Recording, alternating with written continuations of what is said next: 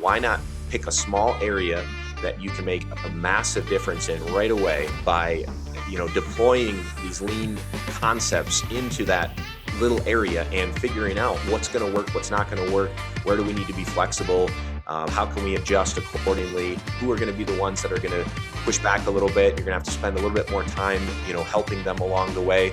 Or to your earlier point, who's maybe in the wrong seat on the bus and who might need to be shifted to a new seat on the bus, right?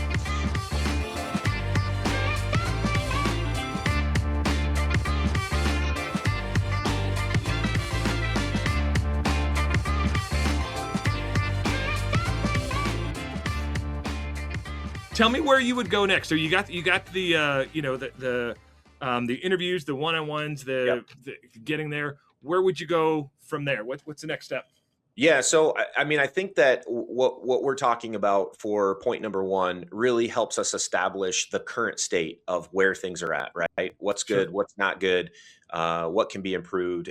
That's really the current state of where we want to go, and possibly starts to open the door for the future state or the vision of where we want to bring the team based on what we learned from that point number one, those one-on-ones, and that time that you Right. spend with the employees.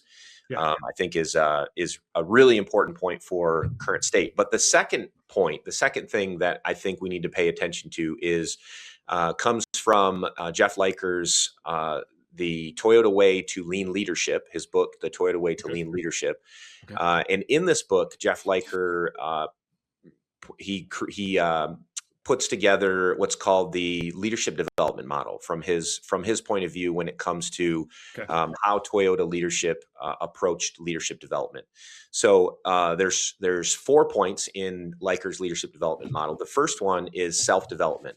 So in the first 90 days, I would want to figure out what are all the things that I need to learn that I don't yet know. A podcast to listen to, books to read, Right. anything at all that I can develop my skill set even more from a lean perspective, and especially thinking about what the company is that I hired into. So I might have experience in a certain industry or a certain way of doing things, but maybe I'm in a new business or in a new position where, for example, maybe at one company we made the same widget,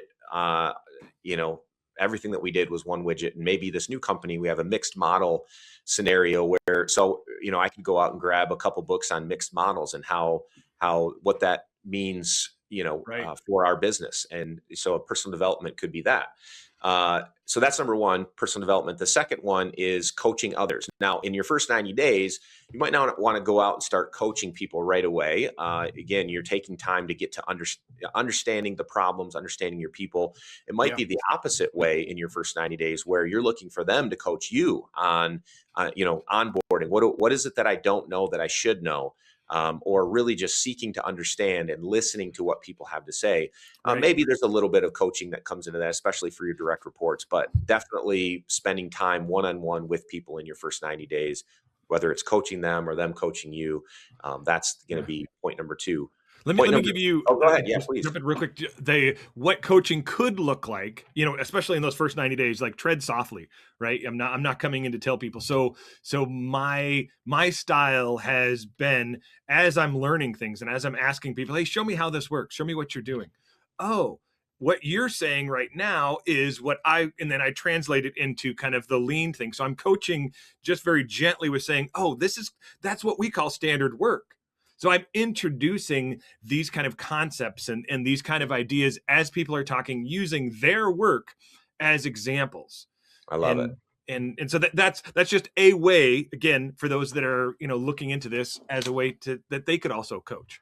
Perfect. Yeah, that's such a good point. Instead of, bulldozing over people or just, stuffing lean terms down their throat, Right. You're listening to what they say and then making connections and kind of informally teaching them in conversations. Yeah, I love that. Great point.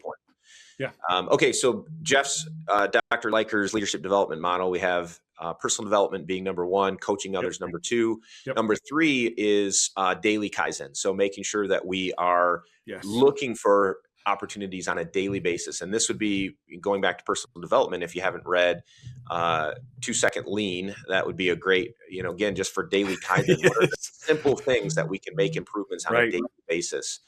So that would be a recommendation there for daily Kaizen, Yeah. especially in your first 90 days.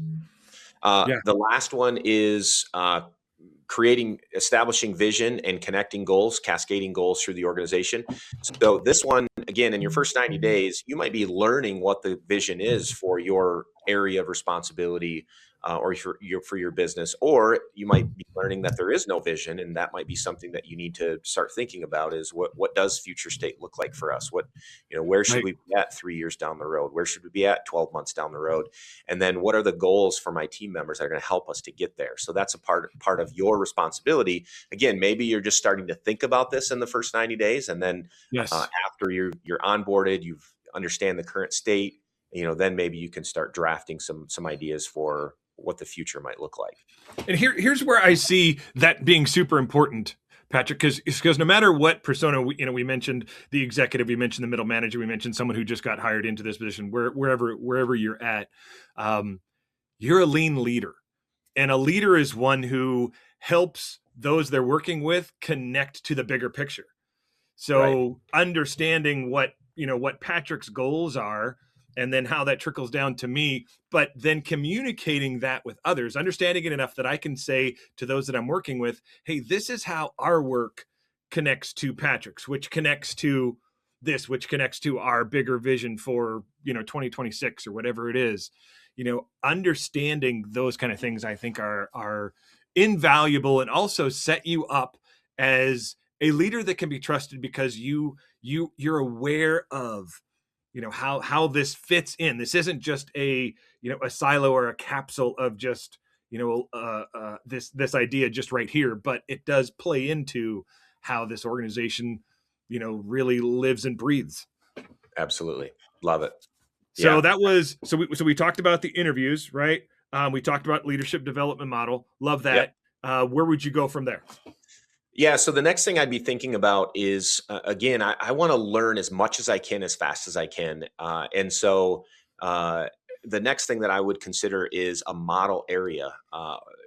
It's important that we, aren't thinking about deploying change into the entire organization or the entire department, especially in the first 90 days. But what I might be thinking to myself is, where's an area, on a smaller scale, where I can create almost like a sandbox to just try some things in, to learn as much as I can, as fast as I can. Now you have to feel out your culture and feel out, how people are responding to you being new and what change might look like. Yes. So, maybe you're not doing anything in your first 90 days except for trying to figure out where could this model area be. Or maybe the group is moving quickly. They understand. Maybe they know lean, and this isn't new to them. And this would be something you could start to communicate out to your team right away: is, hey, where's a good area that we can start to model and experiment with some things? Because what we want to do in your first 90 days, as I mentioned, is learn as much as you can, as fast as you can. Why not pick a small area that you can make a massive difference in right away, by deploying these lean concepts into that little area and figuring out what's going to work, what's not going to work, where do we need to be flexible, how can we adjust accordingly, who are going to be those people that are your ambassadors, your advocates for change, and your advocates for lean, who are going to be the ones that are going to push back a little bit. You're going to have to spend a little bit more time, helping them along the way. Or to your earlier point, who's maybe in the wrong seat on the bus and who might need to be shifted to a new seat on the bus, right? These are all things that you can learn by choosing one area to start to really focus in. Does that make sense? Yeah, no. And I'll tell you what that looks like in my, because I'm privileged enough to, as you're describing this, I'm like, holy cow, this has been my journey so far. And it's amazing. But how all that played out with me is, in these interviews and talking with people, that's how I found my champions. And then from my champion, I have one department head there's lots of department heads that are super on board with this, but one was like, no, start with my team. start with me. As we shared some of the things, and he was able to experience some of the things that lean can do, even if it's just a more an ethereal and not necessarily like, boots on the ground practical. He's like, yes, I want this with my team. So then that's how I have found that sandbox. And now I have been working with some of the people in this area, and we're developing, hey, let's do, this next month, I'm going to be spending a couple days with them, and we're going to sit down and we're going to figure out where's the biggest, hairiest thing you got. Let's take a look at it. Let's break it down. Let's make it easy. Let's make it simple.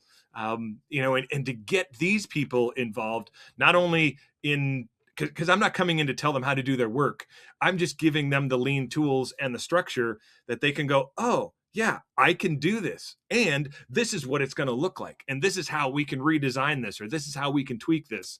And I'm so far, I'm tracking with you. That's what I want to say, in regard. And I do have to acknowledge, I'm lucky enough with this company that, the reason why they hired me was because they saw the value in lean. So hopefully those that are on listening to this or watching this also are in places where they see the value in that. But I love that idea of the sandbox, of having a place where it's safe to play, a place also where one of the things that is my task in working with this team is getting them comfortable enough to experiment and to risk. Yeah, that's right.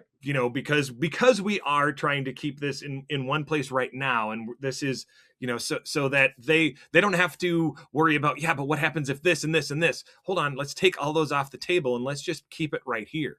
In this particular area, we're going to be able to experiment and play. And if it breaks, great. It broke. Fantastic. Then we're going to be able to iterate and find what can make it even better than what we thought before. That's right. But it's that safe place. Yeah. Yeah. Ask yourself, what did you learn when it broke? And celebrate that. Like, yes, you can celebrate when you succeed, and when things don't go the way that you expected, you can still celebrate by asking your team members and yourself, what did you learn? If you can identify one or two things, that's a win, right? So push forward and, adjust and continue working on the next best thing. And what that does for us, Patrick, in doing that, is it actually builds capacity and capability. It builds capability, not capacity. It builds capability in people. Yeah. So if everything was just, a win right out the gate, I mean, that's fantastic. But we haven't grown anyone. We haven't developed the team. They haven't captured, in reality, they haven't captured and wrestled with what lean means. And lean means learning. Lean means experimentation. Lean doesn't mean, it means we're striving for perfection, but it doesn't mean we accomplish perfection every single time. Yeah, because there's no growth there. So yeah, and I love where we're going with this. Yeah, and I want to just to kind of close here, I want to bounce off of what you said and go back to that learning piece, talking about the model area. It's important that we aren't pulling everybody into a conference room and trying to just teach them lean in a conference room, right? I mean, that can complement some of the model area strategy, but it should not be, you shouldn't be thinking about, let me just get everybody into a classroom over the next few months and try to teach everyone lean in the classroom. Right. The whole point of a model area is to experiment with some of these lean concepts in a work area where things are really happening. The customers screaming, you got defects coming out, so-and-so called in sick. Okay, this is the reality of our business. What does 5S look like? What does standard work look like? What does having leader standard work in a lean environment look like with all of these things happening? That's the power of choosing a model area and deploying some of these things in that area to learn as much as you can, as quickly as you can. Yes. I love that. Yes. I love that. Well, Shane, yeah, let's close here. I know we went super quick. We covered a lot of things in a short amount of time, but just going back to, what we talked about, if you're in your first 90 days in a role of learning lean, of deploying lean, whatever that is, if you're in your first 90 days, think about those 3 points that I talked about. Number one being to meet with your team one-on-one, understand the current state by either meeting with your team, going out and working in their areas, or both. That's number one. Number two is to, I would look at Jeff Liker's leadership development model as a guide for this, but those 4 areas are super important. Personal development in your first 90 days, meeting and coaching others in your first 90 days, daily Kaizen should start right away in your first 90 days, and then establishing vision or understanding vision, what the vision is, cascading goals and connecting goals to that would be number 4. And then the last point that we talked about is choosing a model area or create a sandbox, a learning area where you can start to slowly introduce some of these lean concepts and help your team to understand and learn on a smaller scale than trying to eat the entire elephant with one bite. Right? Take small bites, one at a time, and move in the right direction. And I will add to that, because I've recently heard someone else use the analogy of how do you eat an elephant. Yeah. And they told me, pass out the spoons. So it's not, it is one bite at a time, but it's not just you eating it. That's right. Like I love what it. you're describing with that model, with having that smaller scale focus, is sharing that around and building that team, as you have often talked about, the team of problem solvers. That's right. Develop that army of problem solvers. That's right. Yes. I love it. Hand everybody a spoon. Good way to close, Shane. Well, hey, Shane, good luck. I know you're in your first 90 days. Continue to push forward and just keep learning as much as you can. And don't forget to listen, right? Listen to your team. That's right. Right. All right, Shane, have a great day. All right. Thank you. Thanks, everybody.